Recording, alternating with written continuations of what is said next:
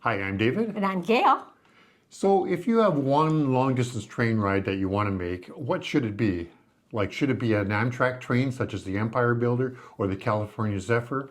Or maybe the Via Rail Canadian from Toronto to Vancouver. So what we're going to do is we're going to throw our experiences into the ring and just see if we can come up with a clear winner. So we're going to look at The available routes. the cost, The sleeping car choices. how food is served, The quality of that the food. specialized cars offering sightseeing options. And as Canadians, we'll try to do it without bias. Question is, can it be done? Well, let's just see. So let's get started by talking about the routes that are available under each system. And by this we mean, in the American context, west of Chicago, and in the Canadian, west from Toronto.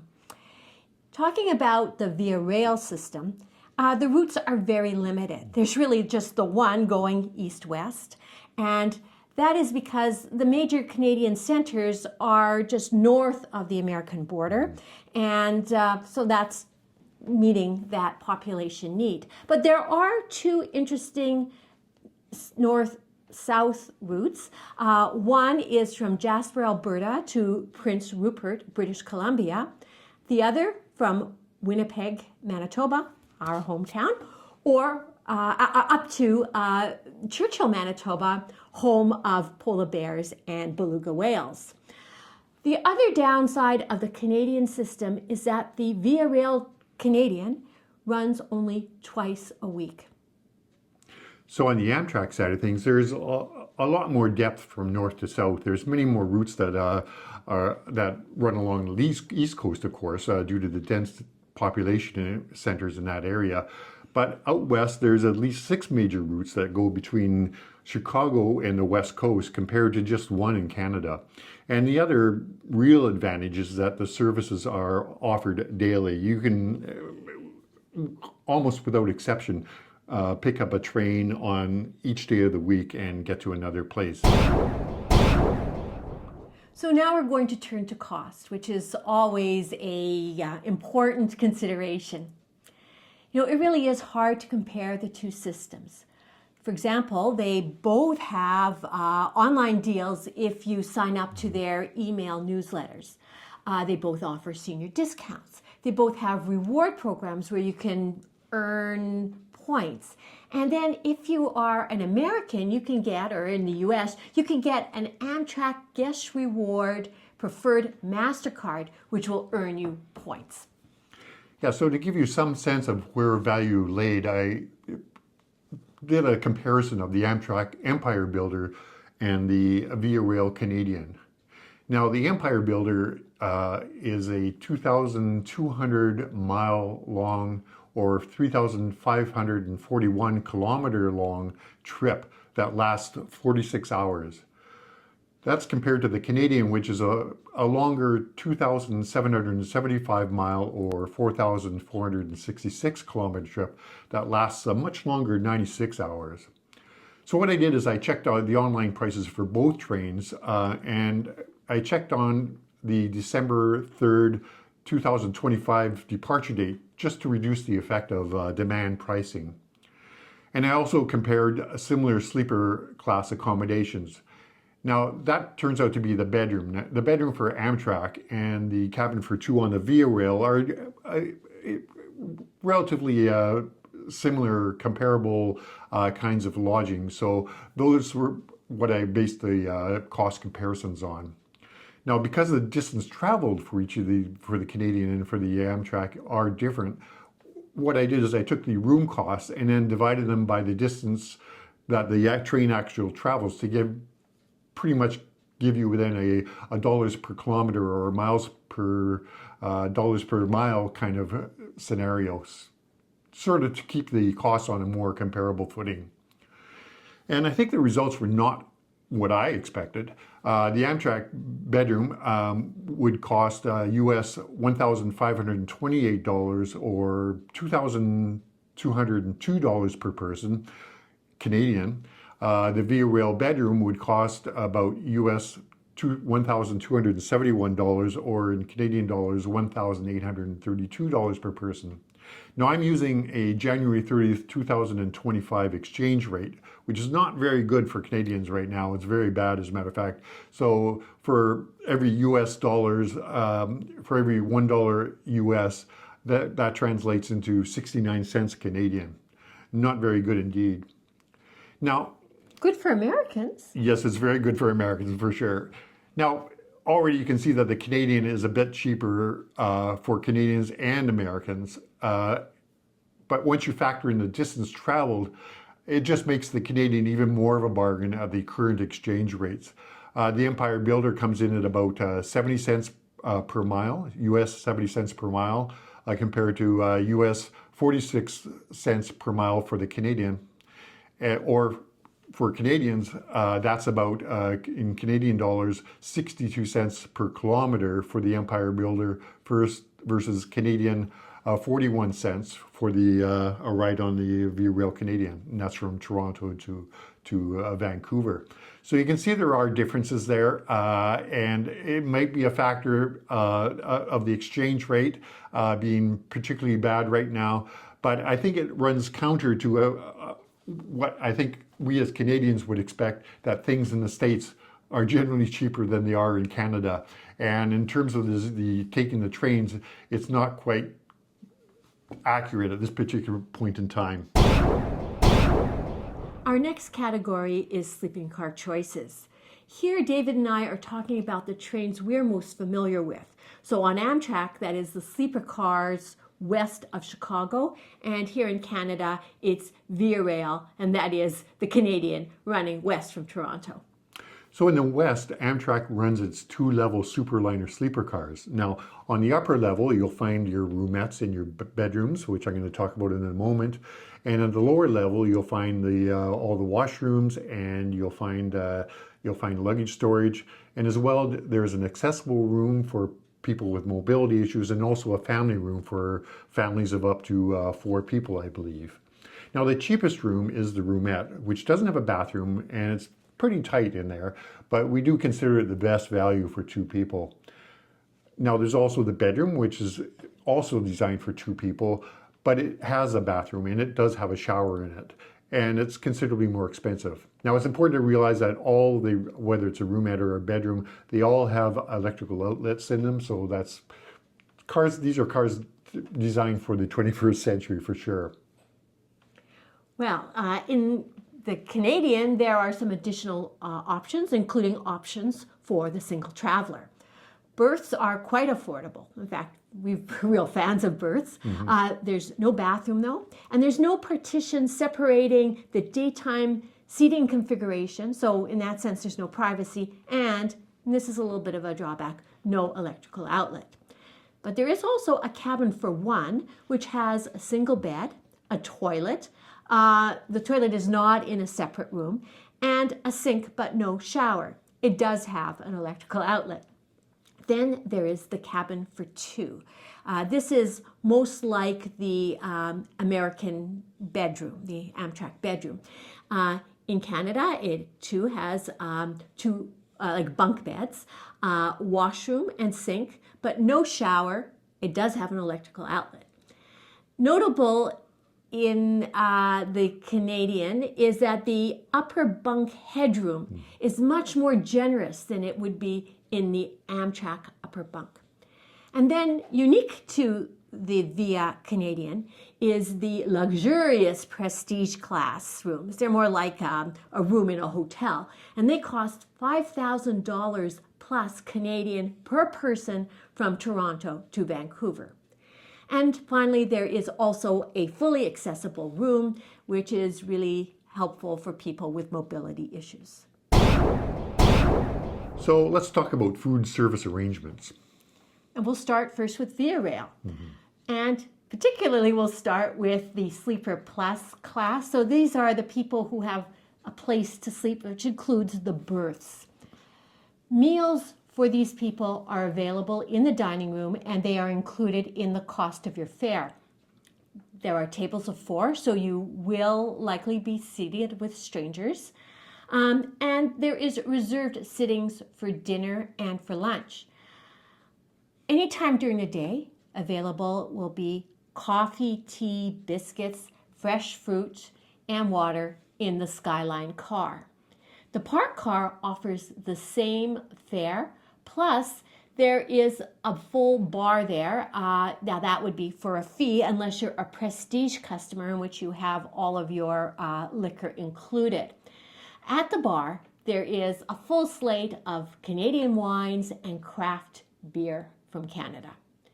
Now, turning to the economy or the coach class, coach passengers do not have access to the sleeping coaches, and so they do not have access to the dining car or to the park car. For them, they have their own Skyline car with food and drinks for purchase. Okay, so switching over to the Amtrak trains, and we're going to talk first about the sleeper cars. Now, similar to the Canadian, sleeper cars, these are people who are staying in the roomettes or the bedrooms, do have their meals included with their ticket, and their meals are also available in the dining car. Again, similarly, there's tables for four, so you will end up being seated with strangers. And also there are reserved sittings for the dinner, usually three sittings that are available in the evening anyways. Now you can also order, which is a bonus, you can also order full meals to be delivered to your room, so you can eat them with your room. You can even bring a wine with you that way and have your own wine with you while you're eating in the room. Now, regardless where you have your dinner, whether it's in your room or in the dining room, you also get included a free alcoholic beverage at dinner time. So that's kind of nice. Every day? Every day, yeah. And they give you a pretty hefty glass of wine, I find, especially if you get room service, I noticed. Anyways, now switching over to the coach customers, they have their own cafe cars, but there's also the sightseer lounge car. And in both cases, they have food for purchase for coach customers. Now, coach passengers can also get access to the dining car and get the same menu that the sleeper car people get. However, priority is given to the sleeper car passengers. What you'll find is that there's a PA announcement that at some point that coach passengers are invited to have a meal once all the sleeper car passengers have been served. And if you do this, then as a coach customer, then you have to purchase your meals. And what we heard is that the price for a dinner is about $40 US. So you might ask, what is the quality on the food on these respective trains? Well, David and I agree that the food on the Canadian is superior to the food offered on Amtrak. There is well-prepared meals, and they are multi-course, 3 courses, appetizer, main course, and dessert. And you have lovely selections like the excellent rack of lamb, the fillet of trout, the rib dinner. And these are different choices every day. You don't see the same thing twice for the duration of the trip. You have to know that they have a full-size kitchen and chefs, and it's reflected in the food. The kind of ambiance is a restaurant feel with white linen tablecloths and napkins and good silverware, even a menu that's presented in a leather portfolio. So the Amtrak food is certainly good, but it's just not at the same level as the Canadian. West of Chicago, they use what is called the traditional menu, which is actually the best menu that Amtrak has to offer, really. And it has usually about 4 main course options at dinner time.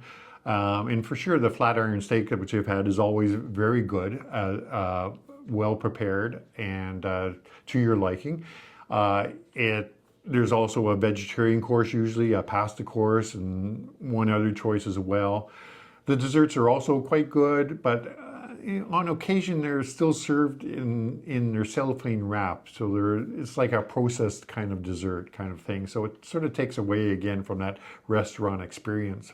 The other big difference is that the traditional menu that Amtrak uses does not change. So you'll always have the same choices day after day, even from train to train. You could look up on the Amtrak menu, find out what the traditional menu is right now, and you'll know that whatever train you take over the next umpteen days that that's what you're going to be getting offered to you every day.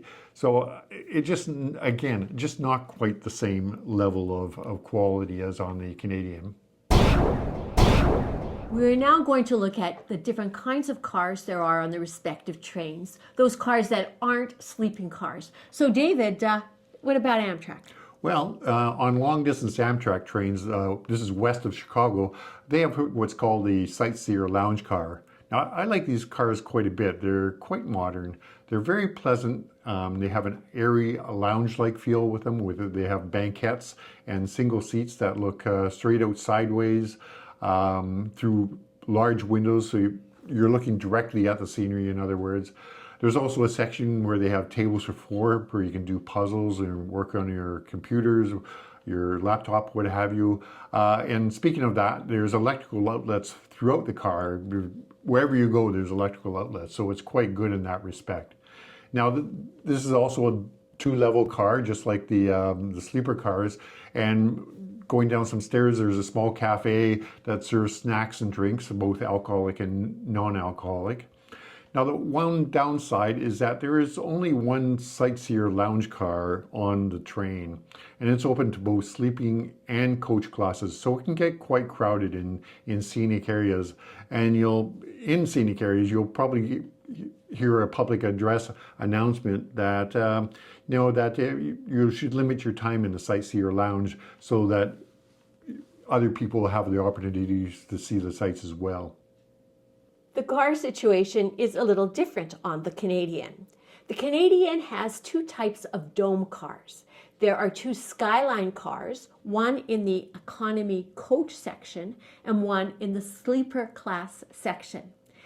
They both have an upper dome seating area with forward-facing seats. So this is different than on the American trains where you're looking sideways out. Here you're looking forward. You're in a configuration that's a little bit like a bus where you have two seats, an aisle, and two other seats, and that runs for the length of the car. But it's really something very, very special because you can look outside to the side, you can look forward, you can look above where it's very glassy on the dome, so that you have virtually a 360-degree view of the passing scenery. Below these dome areas is a small cafe, lounge, and table seating area. However, there is only two outlets for your electrical goods.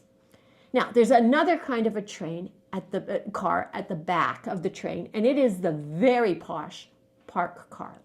It offers a similar dome car as in the Skyline car, but below it has a very special lounge area. It's called the Bullet Lounge with leather armchairs, lots of electrical outlets, and a complete bar offering craft beers and wine from Canada, as well as spirits and cocktails. It's pretty swanky. However, access is limited to this car if you are not a prestige class passenger. In the wintertime, other sleeping class passengers can use the park car, although the front seats of the dome area are reserved for prestige people. And as we travel, more and more people are traveling by prestige, so there's been fewer options for that in the wintertime. In the summertime, the park car is only available for prestige people for the day, and the sleeping class people can only visit it during the evenings. So there you have it. We've laid out all our points, pro and con. So let's go over our findings and score them and see if there's a winner out of all this. So Amtrak is certainly the clear winner when it comes to route choices. On the other hand, the Via Rail Canadian is a bit less expensive right now, although that could change if our exchange rates improve. We think the choices offered to single travelers on the Canadian sleeper class is much better, and the berths offer an affordable choice for everybody. Now, the food service is more of a saw-off. We didn't see too much difference there. They both had their pros and cons, but they were equally good, really. We do like those free snacks and fresh fruit offered throughout the day on the Canadian. However, Amtrak does offer the room service for those times when you just don't feel like conversing with other people in the dining car. And you have to say that getting that free glass of wine or beer every day is kind of a nice thing to have. But looking at the quality of the food, the quality, and you agree, David, Yes. is superior on the Canadian. Strong point there, for sure. Now, that's even if you don't get an alcoholic beverage, which you could purchase at dinner time. Yeah, for sure. Now, the sightseeing cars they offer different but really equally compelling kind of viewing experience. So I would say there's no real winner there. Finally, we need to handicap our score by 1 point to compensate for our Canadian bias. That is a given for sure. So taking all that into account, the winner is, ta-da, Amtrak 4 points, Via Rail 5 points. Key for us. But the reality is that the results are really super close, and that really is our gut feeling as well. We've thoroughly enjoyed traveling on both the Amtrak system and the Via Rail system, in particular the Canadian. So I think you should feel free to choose whichever train system suits your particular travel plans. The only thing that we would say is that whatever you choose, that you choose to travel by train. And you choose the Canadian. So we do hope that you've enjoyed this lighthearted comparison of two really great passenger rail networks in North America. And we certainly hope that you continue to follow us, and we certainly appreciate all your support. We have other journeys in the works, both here in Canada and around the world. Travel Intently is dedicated to slow travel, whether that be by rail or by foot. For example, our recent pilgrimage walk on the Via Francigena from London, England to Rome, Italy. So if you do enjoy what we're doing, please like our videos, and you've not already done so, also please hit that subscribe button. And you know, your comments are always welcome. We love hearing from you. Anyways, until next time, this is David signing off. And Gail, a bientôt. Bye-bye.